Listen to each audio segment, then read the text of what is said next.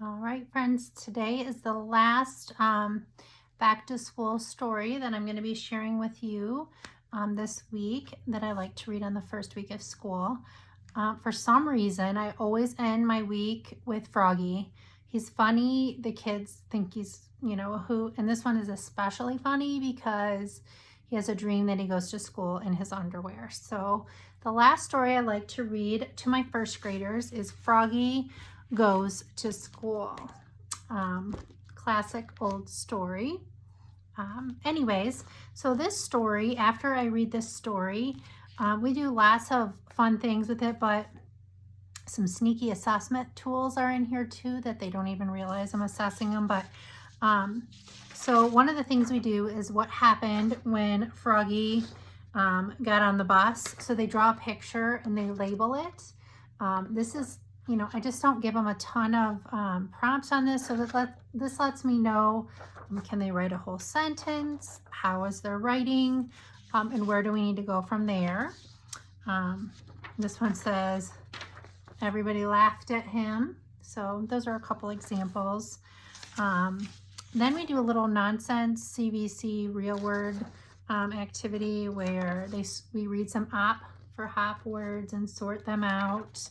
I also do some math with them to see if they can count by twos, fives, ones, some little hopping activities, and letter writing too. So we help Froggy write his lowercase and uppercase letters on a little activity. And I actually save these in their little data binders, which I'll share with you too eventually here. And I like to save just a lot of stuff from the first week of school because it shows me their growth over the year. So I have some data points too. Another thing that we always do is this Froggy kind of fill in the blank. It's a lot of writing, but you can do it together in a whole group or let the kids do it on their own. My kids do pretty well with it independently at our school, but and I can go around and help the kids who need a little bit more help on that too. So also on this day, we make Froggy do a craft. I have two options in this that we choose from. So sometimes when I just don't have a lot of time, we'll make this simple one, and you can put the bow tie here for a little boy.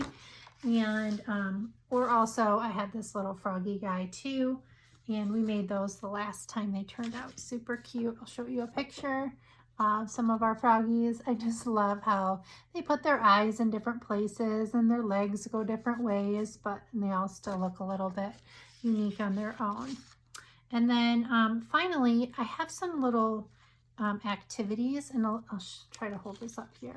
So this is like a short vowel sort. These are blends, and I have some number puzzles too, but I like to have these out for fast finishers or morning tubs, and I sometimes just keep them out throughout the next week because we've already read Froggy. So just a little bit of extra activities that you can put at their table for them to work on. So one last story too that I really enjoy that I will read. I haven't done it yet, but I paired it with this one for my plans. Is called School's First Day of School. And it's from the perspective of the school, and the school is the one kind of talking in the story about kind of the summer life and how the janitor's in there and how quiet it is. And then all of a sudden all these kids come. And so it's from the perspective of the building. Super cute story. And I wanted to share it with my kids because I don't know, just give them a different perspective of our building and taking care of our building and kind of where our building's been and how it's been cleaned and how it's, we need to take care of it too. So really love this story too. So I paired that with Froggy for our last day. So there are other stories that I would probably be reading. This is only 5 back to school stories. So maybe I'll do a bonus recap another time and let you know. This year it looks like we are going to do a rolled start. So like the kids are split up into 3 groups and they'll come for 3 different days. and then we'll have 2 days with everybody. And then the next week I would continue on with a back to school story. So I'd really need like 8 stories.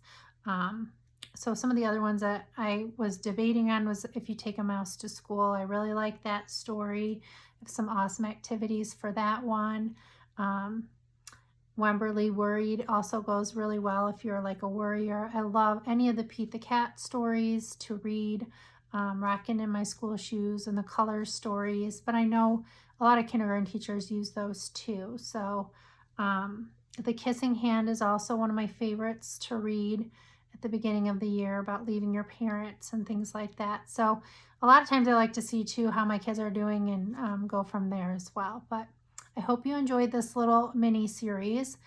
Coming soon, we have a whole bunch planned. I don't want to speak for what next week will be. I believe it is the first day of school tips and tricks, like the very first day.